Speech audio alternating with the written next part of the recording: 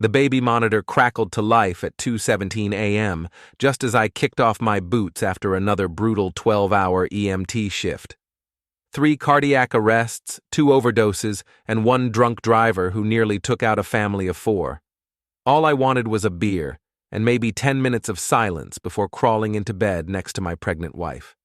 Instead, I heard Dana's voice floating through the static, whispering into her phone like she was planning a bank heist. "Mom, I'm telling you, this is foolproof. Once little Emma arrives, I'll file for divorce. Child support, alimony, the whole apartment. Austin says the system always sides with mothers, especially when the father works crazy hours like Caleb does." I froze, my hand halfway to the refrigerator handle. Austin. Her ex-colleague from the dental office, the one with the flashy BMW and the ego to match. He's so gullible, Mom. He actually thinks I quit my job to focus on being a better wife and mother. Truth is, I got fired for taking too many personal calls from Austin. But Caleb doesn't need to know that. He can keep his ambulance and his hero complex.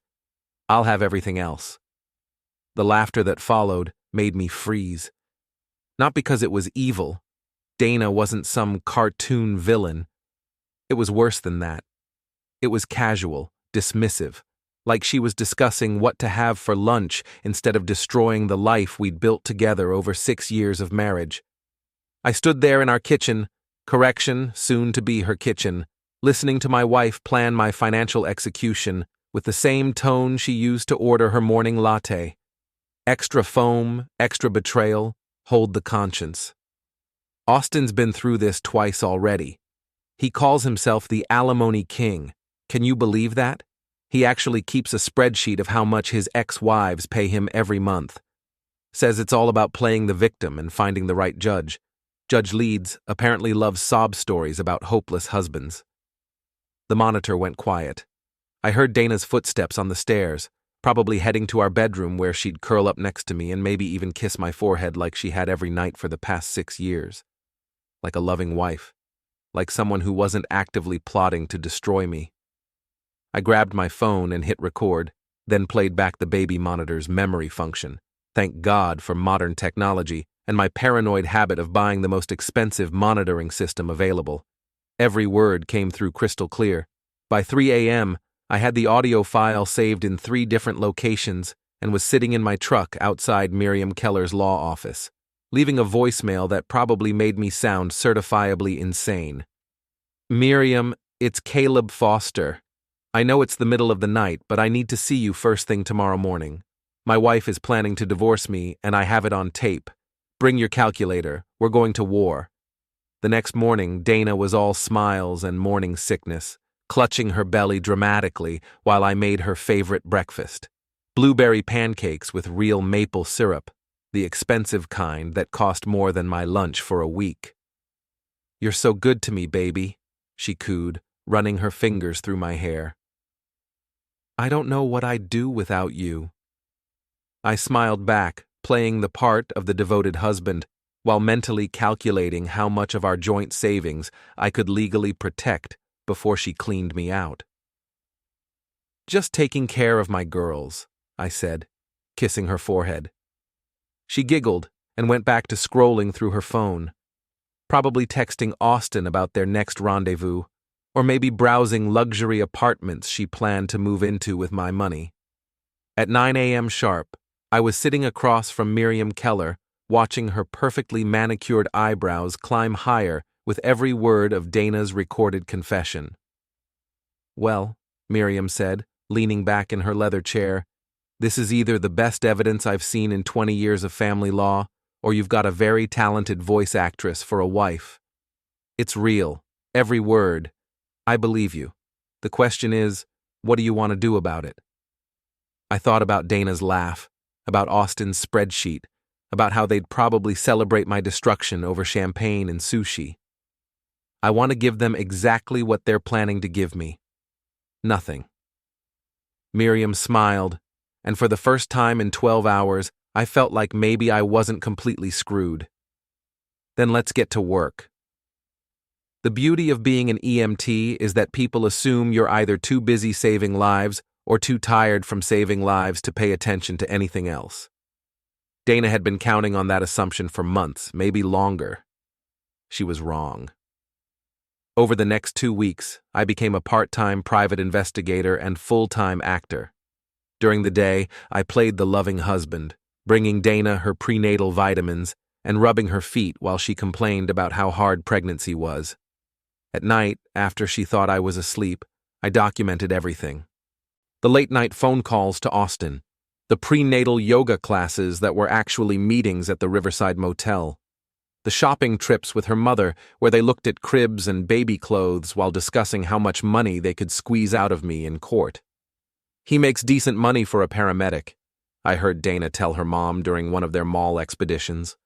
I'd followed them there on my day off, staying far enough back to avoid detection, but close enough to catch every word with the recording app on my phone.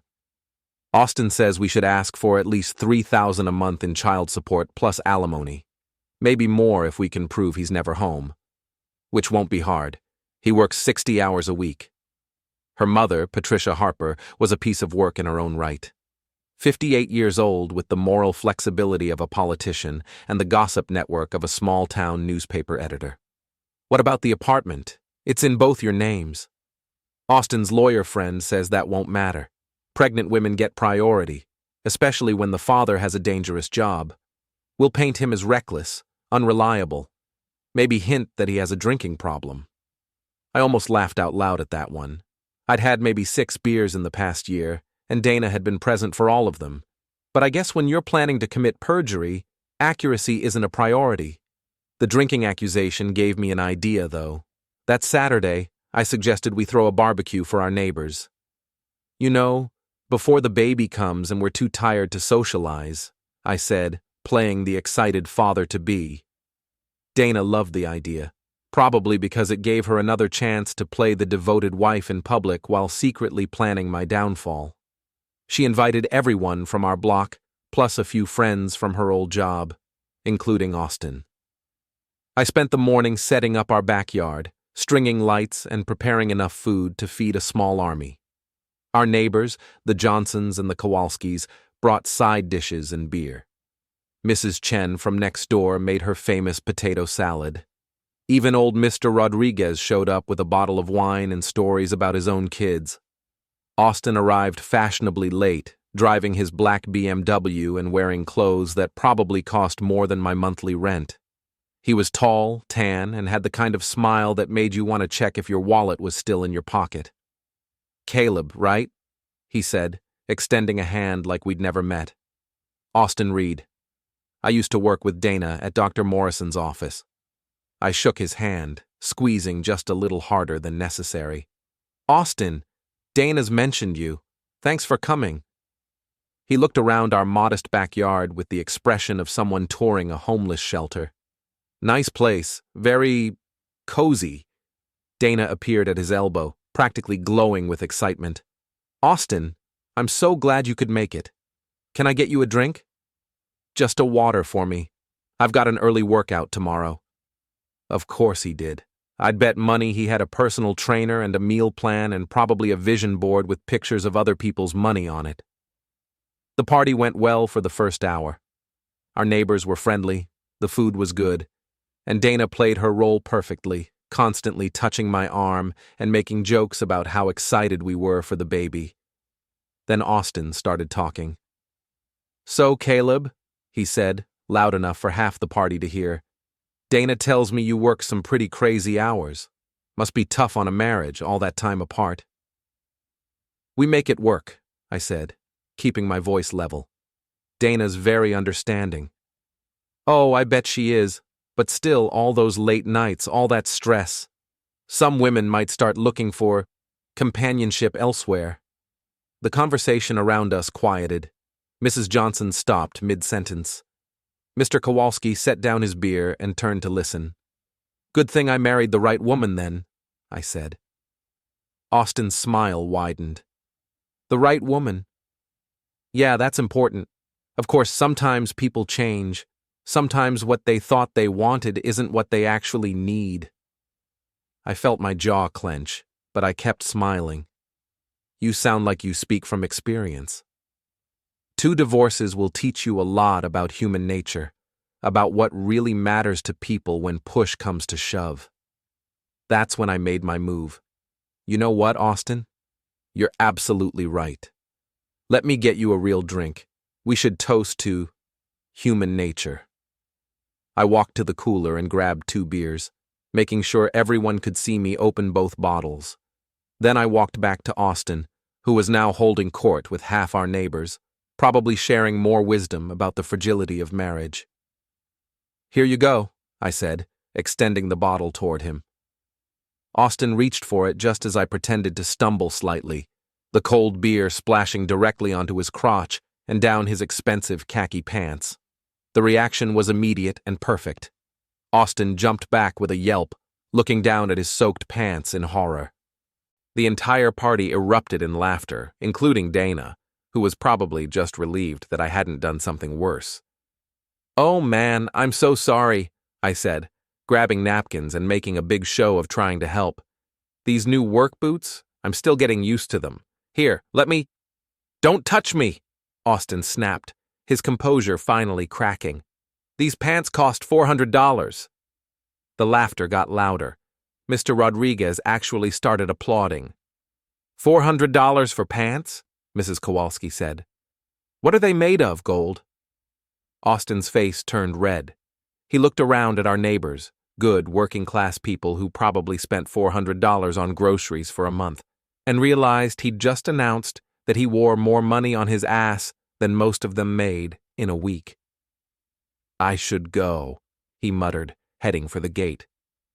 Austin? Wait, Dana called after him, but he was already gone, leaving a trail of beer and wounded pride in his wake. The party continued for another 2 hours, with Austin's dramatic exit becoming the main topic of conversation. By the time everyone left, the story had already grown into local legend. Austin Reed, the guy who wore $400 pants to a backyard barbecue and got humiliated by a clumsy EMT. That night, as Dana lay next to me scrolling through her phone, I could see her texting furiously, probably apologizing to Austin, maybe planning their next move. Let them plan. I was just getting started. The fallout from the barbecue was immediate, and better than I could have hoped. Within 3 days, the story of Austin's humiliation had spread through our neighborhood like wildfire, complete with embellishments that made it even more ridiculous. Mrs. Johnson told her sister that Austin had actually cried when the beer hit him. Mr. Kowalski claimed Austin had demanded I pay for his pants on the spot. Mrs. Chen's version had Austin slipping and falling in the puddle of beer, though that hadn't actually happened. Dana was furious, though she couldn't show it directly without revealing why she cared so much about Austin's reputation. That was embarrassing, she said over breakfast, stabbing her eggs with unnecessary force. The poor man was just trying to be friendly. I know. I feel terrible about it. It was a complete accident. You need to be more careful, Caleb. People are going to think you did it on purpose. I looked up from my coffee with what I hoped was an expression of innocent confusion. Why would anyone think that? She didn't have an answer for that, at least not one she could give without admitting she knew exactly why I might want to humiliate her lover. But the barbecue was just the opening act. The real show was about to begin. Over the next week, I put Miriam's advice into action. I opened a separate bank account and legally moved half our joint savings into it, my half, which I had every right to protect. I made copies of all our important documents and stored them in a safety deposit box that Dana didn't know about. I even started forwarding my mail to Miriam's office, just in case Dana decided to intercept anything important. Most importantly, I kept gathering evidence. Austin, it turned out, wasn't nearly as smart as he thought he was. Embarrassed by the barbecue incident, and probably pressured by Dana to prove his worth, he started getting sloppy. Instead of keeping their affair discreet, he began showing up places where he knew he'd be seen. Like the trendy wine bar downtown where Dana claimed to be attending a new mother's support group every Thursday evening. I followed her there one Thursday after my shift, parking across the street with a clear view of the entrance. Sure enough, Dana's support group turned out to be a romantic dinner for two, complete with candlelight and what looked like very expensive wine. I took photos through the window, making sure to capture their faces clearly. Austin feeding Dana dessert, Dana laughing at something he said, both of them looking very much like people who weren't married to each other. But the real goldmine came when they left the restaurant. I followed them to Austin's apartment complex, staying far enough back to avoid detection. They disappeared into the building for about an hour, then came back out together. That's when I heard Austin's voice carry across the parking lot. "Don't worry about Caleb. Once you file the papers, my lawyer will make sure you get everything you deserve. The apartment, the car, enough child support to live comfortably. Maybe we can even get you some alimony for emotional distress." What if he fights it? He won't. Trust me, I've been through this twice. These working-class heroes always think they're above playing dirty. They'll roll over and take whatever the court gives them, rather than fight back. It's almost too easy. I had my phone out and recording before they'd finished their first sentence. Every word came through clear as a bell, including Austin's laugh when he described me as too noble to fight back. We'd see about that. The next morning, I put the second phase of my plan into motion. I called Dr. Morrison's dental office, where Dana used to work and where Austin still had connections. "Hi, this is Detective Johnson with the Des Moines Police Department," I said, disguising my voice slightly. "I'm investigating a case of insurance fraud, and I need to verify some employment information for Dana Foster. She claims she was employed at your office until recently." The receptionist was helpful and chatty. "Oh, Dana? No, she was fired about 2 months ago. Dr. Morrison caught her using the office phone for personal calls during work hours. She was also coming in late pretty regularly. It was a whole thing." "I see. And do you know if she was involved with anyone at the office? We have reports of her having an inappropriate relationship with a coworker." "Well, I probably shouldn't say this, but everyone knew she was carrying on with Austin Reed. He's a dental equipment sales rep who comes by pretty regularly. They weren't exactly subtle about it." I thanked her and hung up, adding another piece to my growing pile of evidence. Dana hadn't quit her job to focus on our marriage and the baby. She'd been fired for conducting her affair on company time. That evening, I confronted her about it. "How was your day, honey?" I asked as she settled onto the couch with a bowl of ice cream. "Fine, just tired. This pregnancy is really taking it out of me." "I can imagine. It must be especially hard without the routine of work to keep you busy." She nodded, not looking up from her phone. "Sometimes I miss the office, but this is more important. I'm sure Dr. Morrison misses you too. He probably wishes things had ended differently." That got her attention. She looked up sharply. "What do you mean?" "Oh, I ran into Janet from your old office at the grocery store today. She mentioned that Dr. Morrison was really disappointed about having to let you go. Something about phone calls and tardiness." Dana's face went pale, then red. "Janet doesn't know what she's talking about. I quit that job." "That's not what she said.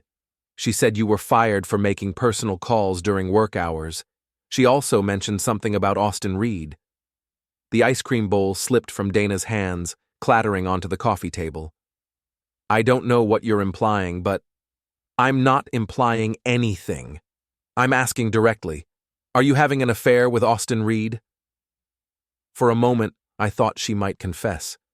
Her eyes filled with tears, and her mouth opened like she was going to say something honest for the first time in months. Instead, she went on the attack. "How dare you accuse me of something like that? I'm carrying your child, Caleb. I'm 7 months pregnant and you're accusing me of cheating?" She stood up, clutching her belly dramatically. "This is exactly what I mean about your job. All that stress, all those horrible things you see every day. It's making you paranoid and suspicious. You're seeing problems that don't exist." It was a masterful performance.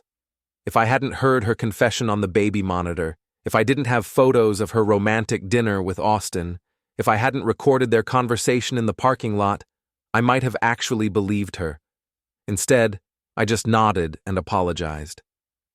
You're right. I'm sorry. This job does get to me sometimes. I just love you so much, and the thought of losing you. She softened immediately, probably thinking she'd successfully deflected my suspicions. You're not going to lose me, baby. We're going to be a family. You, me, and Emma. That night, she curled up next to me and fell asleep with her head on my shoulder, probably dreaming about her future with Austin and my money. I lay awake until dawn, planning her destruction. The problem with having friends in a small community is that eventually everyone knows everyone else's business. The problem with having an affair in a small community is that eventually everyone knows that too. It took exactly 2 weeks for the gossip network to connect all the dots. Dana's frequent prenatal appointments that lasted 3 hours. Austin's BMW parked outside the Riverside Motel every Thursday afternoon. The way they looked at each other at the barbecue before I'd humiliated him with the beer incident. The first person to say something to me directly was Jake Morrison, my partner on the ambulance crew. We were grabbing coffee between calls when he brought it up.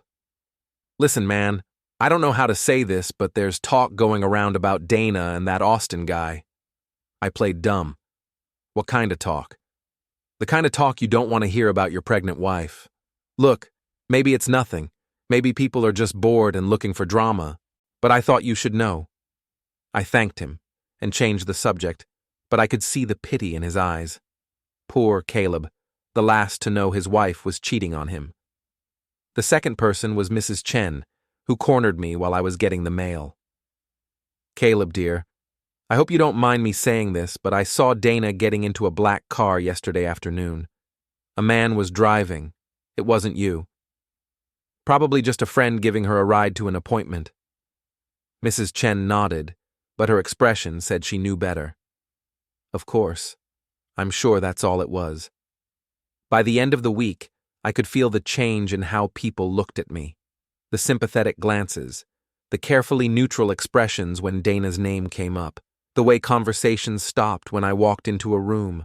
I was becoming the neighborhood cuckold, and everyone knew it except, supposedly, me.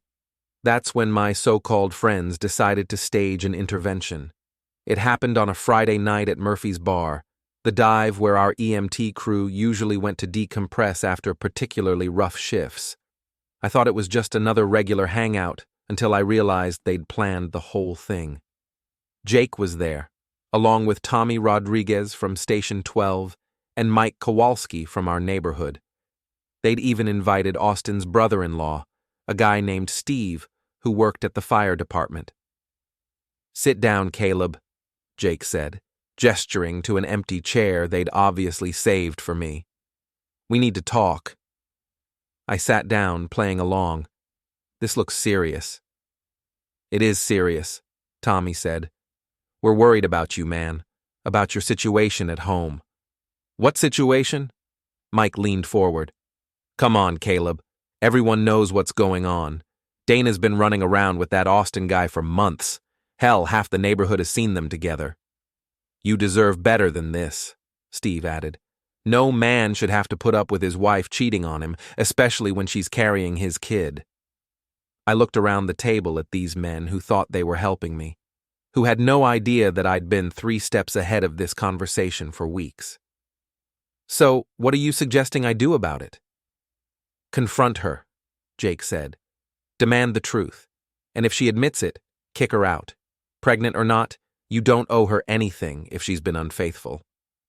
"That's easy for you to say," I replied. "You're not the one who'd be paying child support for the next 18 years. "Maybe the kid isn't even yours," Tommy suggested. "Maybe you should demand a paternity test." That comment hit me like a physical blow, even though I'd been expecting it. The baby was mine. I'd done the math, and Dana had been pregnant before Austin entered the picture. But the fact that my friends were openly questioning it meant the gossip had reached a whole new level. "Look," Mike said, "we know this is hard, but you can't just pretend it's not happening. People are starting to talk, and not in a good way." What do you mean? Steve shifted uncomfortably in his seat. They're saying you're weak, that you're letting her walk all over you because you're afraid to stand up for yourself. Some people are even saying you know about it and just don't care, Jake added. Like maybe you're okay with it as long as she comes home to you. The rage that had been simmering under the surface for weeks finally boiled over. Not at Dana or Austin. I'd been expecting their betrayal. But at these men who claimed to be my friends while spreading gossip about my marriage and questioning my manhood. I stood up slowly, looking each of them in the eye. Let me get this straight. You dragged me here to tell me that my pregnant wife is cheating on me, that the whole neighborhood is talking about it, and that people think I'm a coward for not doing anything about it. We're trying to help, Jake started. No, you're not. You're here because you love the drama, because it makes you feel better about your own screwed-up lives to sit around and dissect mine. I grabbed my jacket from the back of the chair. Here's what's going to happen. I'm going to handle my marriage my way, on my timeline, and if any of you have a problem with that, you can go to hell. Caleb, wait, Tommy called after me. I turned back one last time. Oh, and Steve, you might want to ask your brother-in-law Austin about his 2 ex-wives and the alimony he's still paying them. Might give you some insight into the kind of man you're defending. I walked out of Murphy's bar knowing I'd probably just lost the closest thing I had to a support system. But I also knew that the confrontation had been necessary. Now everyone would know that I wasn't the weak, oblivious husband they thought I was. Now they'd see what I was really capable of. The next morning, Dana was waiting for me at the kitchen table with tears in her eyes and a cup of coffee growing cold in front of her. We need to talk, she said. I poured myself coffee and sat down across from her, wondering if someone had already told her about the bar confrontation. Jake called me last night, she said, confirming my suspicion. He told me about what happened at Murphy's, about what they said to you. I waited for her to continue. I want you to know that whatever people are saying, whatever rumors are going around, they're not true. I would never cheat on you, especially not now, not when we're about to become a family. She reached across the table and took my hand. I love you, Caleb. Only you. And I'm hurt that you would even listen to gossip like that. It was another masterful performance, complete with trembling voice and perfectly timed tears. If I hadn't known the truth, I might have felt guilty for doubting her. Instead, I squeezed her hand and smiled. I love you too, Dana. And you're right. I shouldn't listen to gossip. From now on, I'm only going to believe what I can see and hear for myself. She smiled back, probably thinking she'd successfully manipulated me once again. She had no idea that I'd been seeing and hearing everything for weeks, and that her performance had just given me the final piece of evidence I needed. The next phase of my plan was about to begin. 3 days later, Dana went into labor. It was 4 a.m. on a Tuesday, and I was actually home for once when her water broke. The timing was perfect. I'd specifically requested to be off duty for the week around her due date, wanting to be the supportive husband right up until the moment I destroyed her life. Caleb, she called from the bedroom. It's time! I found her sitting on the edge of our bed, breathing heavily and clutching her belly. For a moment, looking at her scared face and remembering all the good times we'd had before Austin entered the picture, I almost felt sorry for what I was about to do. Almost. Let's get you to the hospital, I said, grabbing the overnight bag we'd packed weeks earlier. The drive to Des Moines General took 12 minutes, with Dana gripping my hand and breathing through contractions while I navigated early morning traffic. I'd made this same drive hundreds of times in an ambulance, but never with my own wife in labor. You're going to be a great father, she said between contractions. I'm sorry about all the stress lately. After Emma's born, things will be better, I promise. I squeezed her hand and told her I loved her, which was still true despite everything. That was the most complicated part of this whole situation. I did still love her, even though I was about to systematically destroy her. Emma Foster was born at 11:23 a.m., weighing 6 pounds and 4 ounces. She was perfect, 10 fingers, 10 toes, and a pair of lungs that announced her arrival to half the maternity ward. When the doctor placed her in my arms, I felt something shift inside me that I hadn't expected. This changed nothing about Dana's betrayal, but it changed everything about my motivation. I wasn't just fighting for my own dignity anymore. I was fighting for my daughter's future.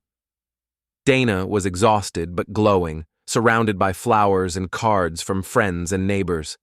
Her mother had driven up from Kansas City and was holding court in the hospital room, telling anyone who would listen about her beautiful new granddaughter. Austin sent flowers, expensive ones, with a card that read, "Congratulations on your new arrival. Wishing you all the best in this new chapter of your life." Dana read the card and quickly stuffed it into her purse, but not before I got a photo of it with my phone. Even the wording was suspicious. New chapter sounded more like something you'd write to someone you were planning a future with, not a casual acquaintance celebrating a birth. I spent the next 2 days playing the devoted new father, changing diapers and bringing Dana ice chips while she recovered. Visitors came and went, our neighbors, some of Dana's friends, even a few guys from my EMT crew who'd apparently forgiven me for the bar confrontation.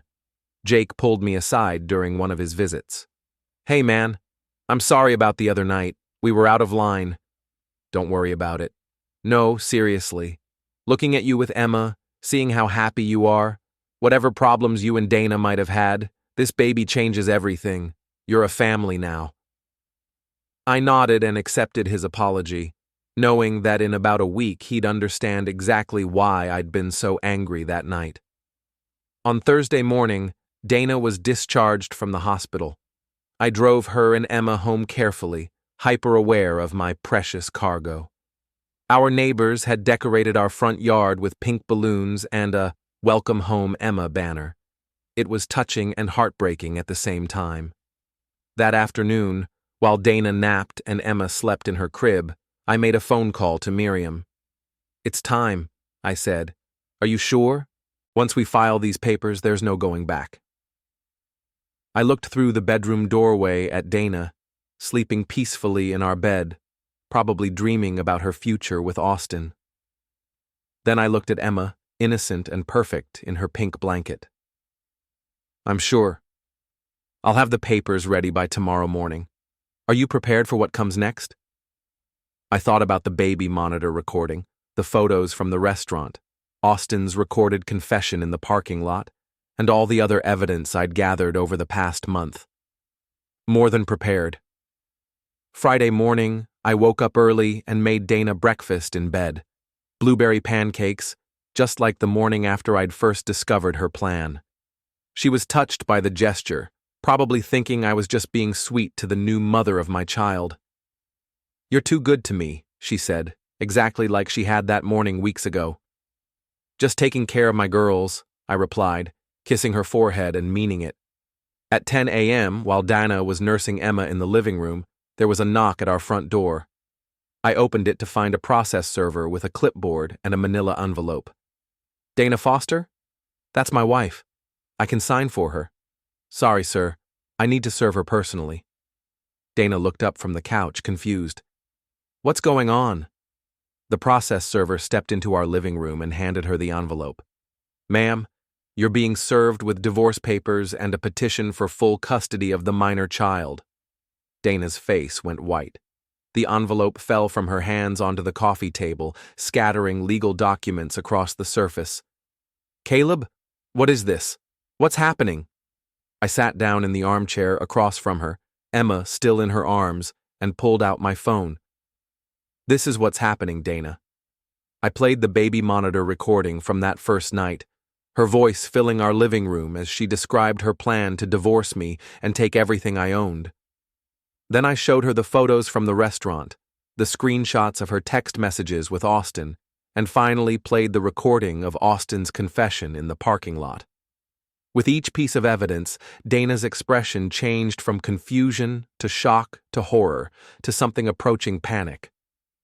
How did you get all this?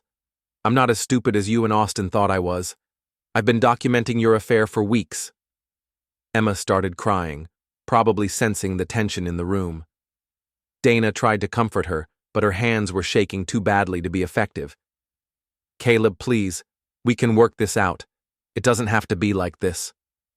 "You're right. It didn't have to be like this. You could have just asked for a divorce honestly. You could have admitted you weren't happy and wanted out. Instead, you chose to lie, cheat, and plan to destroy me financially." I stood up and gently took Emma from her arms. "Now you get to see what it feels like to be on the receiving end of that kind of betrayal." Dana grabbed the divorce papers and started reading through them, her panic growing with each page. "Full custody? Caleb, you can't take Emma away from me. I'm her mother." A mother who was planning to use her child as a weapon to extract money from the father. A mother who was conducting an affair while pregnant. A mother who lied about losing her job and has been planning perjury in family court. I walked to the window and looked out at our neighborhood, where several of our neighbors were clearly watching the drama unfold from their front yards. "Here's what's going to happen, Dana. You're going to pack your things and move out today. You can go stay with Austin or your mother or whoever will have you.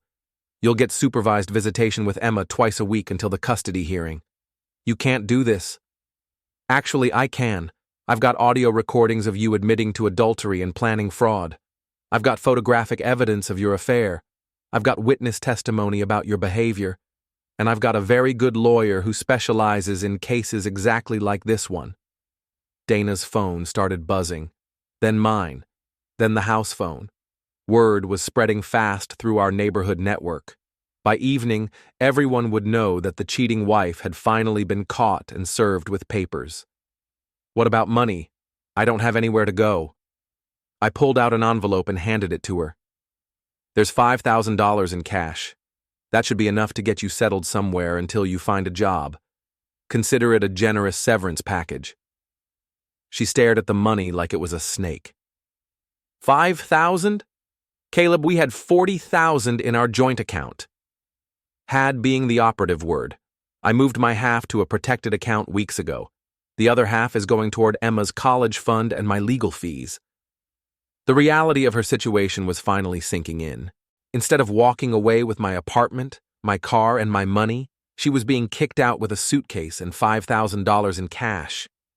"This isn't over," she said, standing up and trying to regain some dignity. "I'll fight you in court. I'll tell them you're an unfit father.